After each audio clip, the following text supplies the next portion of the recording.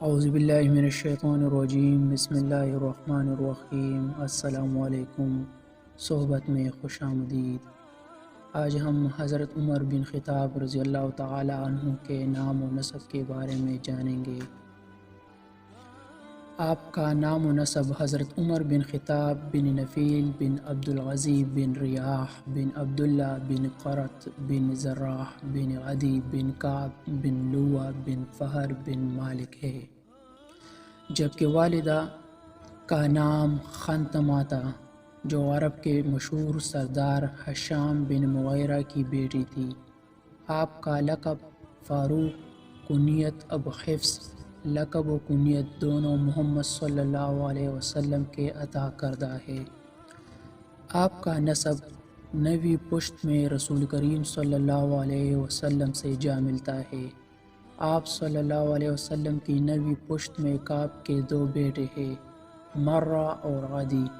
رسول کریم صلی اللہ علیہ وسلم مرہ کی اولاد میں سے ہے، جبکہ عمر رضی اللہ تعالی عنہ عدی کے اولاد میں سے ہے۔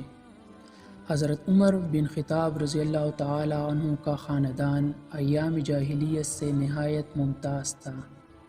آپ کے جد اعلیٰ عدی عرب کے باہمی منازعات میں ثالث مقرر ہوا کرتے تھے، اور قریش کو کسی قبیلے کے ساتھ کوئی ملکی معاملہ پیش آ جاتا تو سفیر بن کر جایا کرتا تھا، اور یہ دونوں منصب عدی کے خاندان میں نسلاً بعد نسل چلے آ رہے تھے۔ حضرت عمر بن خطاب رضی اللہ تعالی عنہ ددیال کی طرح عمر ننیال کی طرف سے بھی نہایت معزز خاندان سے تعلق رکھتے تھے۔